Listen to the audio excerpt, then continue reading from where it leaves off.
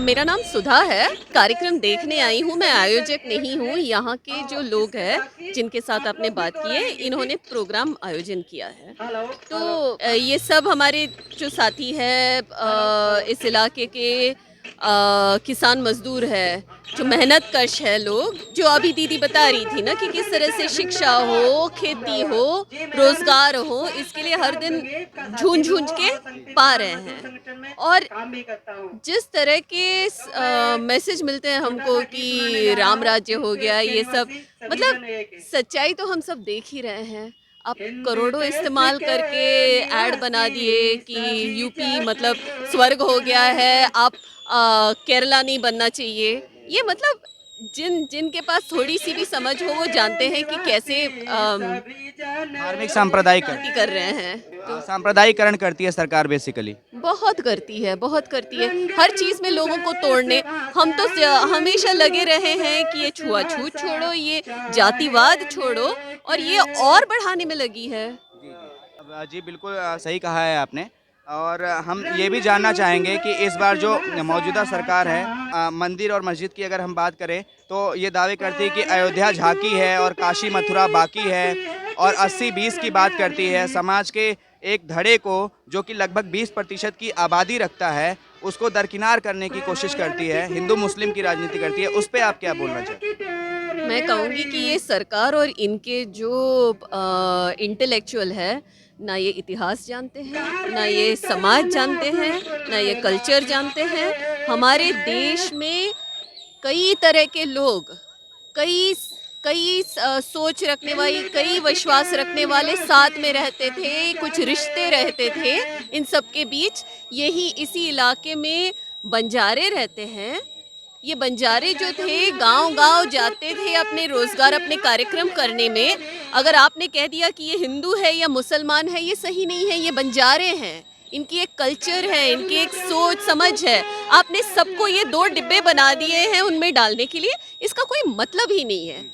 हाँ, हम मतलब ट्रेडिशन को खत्म कर ट्रेडिशन को ख़त्म कर रहे हैं। अरे जो वहाँ बनारस हिंदू यूनिवर्सिटी में एक प्रोफ़ेसर का रद्द कर दिए थे जो मतलब संस्कृत के प्रोफ़ेसर और उनका उनके इतिहास समझो उनके जो मुस्लिम थे।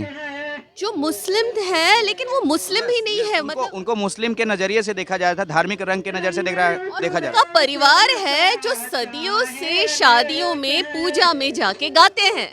तो आपने उनको मुस्लिम कैसे कह दिया? मतलब आपने उनको एक ही आइडेंटिटी कैसे दी है? हम सबके कई आइडेंटिटी होती है। मैं नारी हूँ, मैं एक क्षेत्र से आती हूँ, मैं कुछ भाषा बोलती हूँ, मेरे कुछ विश्वास है। इन सबको आप मिटा के बस एक धर्म के नाम पे अगर आपने लेबल कर दिया तो इसका क्या मतलब है?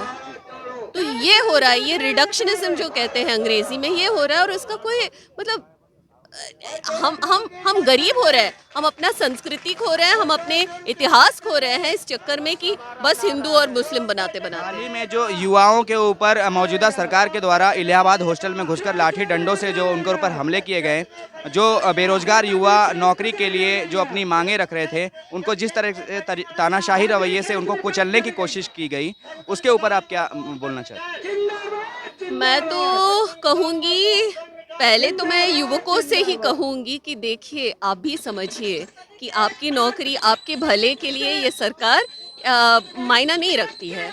आप मतलब उनमें से कई लोगों ने जो मैंने इंटरव्यू देखे कह रहे थे कि मैंने भाजपा को वोट दिया और देखो भाजपा मेरे साथ ये कर रही है। ये सवाल ही गलत है। आपने भाजपा को नौकरियों के लिए तो वोट नहीं दी। आपने अपने हिंदू मुसलमान के इस चक्कर में ही आपने वोट दिया। आपने सोचा मैं हिंदू हूँ और मुझे सब कुछ मिल जाएगा, ऐसे कैसे हो सकता है? आप अगर अगर एक समाज में हम अपने युवकों के लिए कुछ नहीं कर रहे हैं, हम सिर्फ मंदिर बना रहे हैं, तो उनकी भला कैसे होगी? तो युवकों को ये सोचना है कि हमको क्या चाहिए, हमारी भविष्य कैसे बनेगी? यहाँ मैं एक दिन कुछ युवकों के साथ बैठी थी और इनमें से एक को भी पता नहीं था कि मौसमी बदलाव क्या है। किसी को पता नहीं है और सोचिए मौसमी बदलाव से यहाँ इस क्षेत्र की नदी सूख जाएंगी, बर्फ गल जाएगा हिमालयों की, पानी नहीं रहेगा और युवकों को इसके बारे में ही पता नहीं है। पर्यावरण का बिल्कुल भी पर्यावरण का बिल्कुल पता नहीं है। इतनी नफरत घुसेड़ दिया गया कि दिमागों में कि कुछ जगह ही नहीं है कुछ और सोचने की। यहाँ मौसम बदल रहा है, यहाँ जब देखो गलत समय पे बारिश हो रही है या गलत समय पर सूखा पड़ रहा है। जब बारिश चाहिए बारिश नहीं होती है, जब बारिश नहीं चाहिए तब बारिश होती है। तो क्या सरकार जो है देश की और देश के युवाओं की बौद्धिक चेतना को खत्म करना चाहती है इन मुद्दों को उठाकर? बिल्कुल, बहुत आसान है ना, लोगों को तोड़-फोड़ तो सबसे आसान होता है ना? बाँटना आसान होता है, जोड़ना मुश्किल होता है। हम एक घर बनाएँगे, सालों-साल लग जाते हैं, उसको तोड़ने में तो 2 मिनट का काम है तोड़ना। अच्छा, दलितों को लेके जो दलित समाज है हमारे देश में वो हाशिए पे है और से जो सदियों से जो है जुल्म और यातनाएं सहते रहा है। और उसके साथ सबसे बड़ी एक जो बदहाली ये है कि जब चुनाव आते हैं तब दलित समाज को हिंदू बना दिया जाता है और हिंदू बना के मुस्लिमों के खिलाफ एक एजेंडे के तहत उनका इस्तेमाल किया जाता है दंगे भड़काने में और बाद में उनको दलित बना के उनके ऊपर अत्याचार किया जाता है। इसके ऊपर आप क्या कहना चाहते हैं? इस क्षेत्र के इतिहास अगर जाने तो यहाँ के पासी समाज के लोग यहाँ राज करते थे एक ज़माने में राज करते थे। लाखन पासी और छीतापासी जीता पासी। छीतापासी जिसके नाम से ये सीतापुर रखा गया। सीता कहते हैं लेकिन छीतापासी थी जिससे छीतापुर बना मुझे ये। नई चीज जानने को मिली। पढ़िएगा कभी, छितियापुर बना था फिर उससे सीतापुर बना। लेकिन ये सब तो मतलब मिटा चुके हैं। तो सबसे पहले ये मुझे लगता है कि दलितों को अपना इतिहास जानना है। दलितों को जानना है कि क्यों उनको हाशिए पे रखा गया है, किस तरह से, और ये इतिहासों की शोषण है। मतलब सदियों का शोषण है, आजकल की बात नहीं है, सदियों का शोषण है।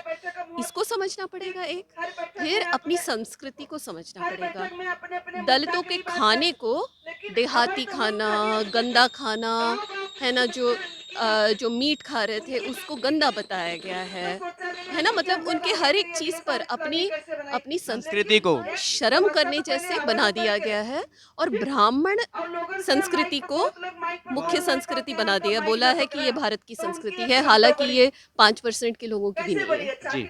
तो मुझे लगता है कि ये सारे मतलब समझते हुए कि हिंदू धर्म जो है, हिंदू धर्म में कई सारे प्रथाएँ हैं, कई सारी पद्धति है, ये सब जोड़ के हम हिंदू कहते हैं, लेकिन जो हमारे सामने ब्राह्मण धर्म डाला जा रहा है, वो सबका धर्म नहीं है।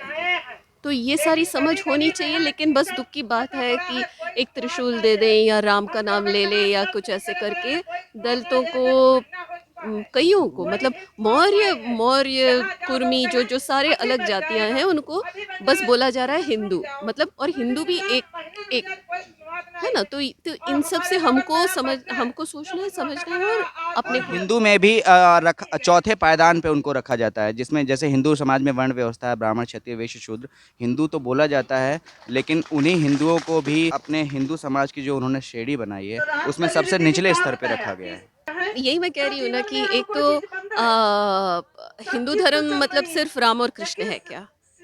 हमारे हिंदू धर्म में कहते हैं 10,000 भगवान हैं, तो बाकी सबको हाशिए पे डाल दिया आपने।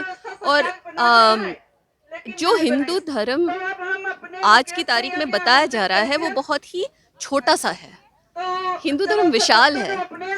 इस क्षेत्र में विजयदशमी के समय पर लोग अपने फसल के त्योहार मनाते थे, सावा के बाली लगाते थे, हाँ, और फिर जब जौ का फसल होती थी उसके बालियाँ लगाते थे। उससे जुड़े जो सारे संस्कृति है वो गायब होते जा रहे हैं, है ना?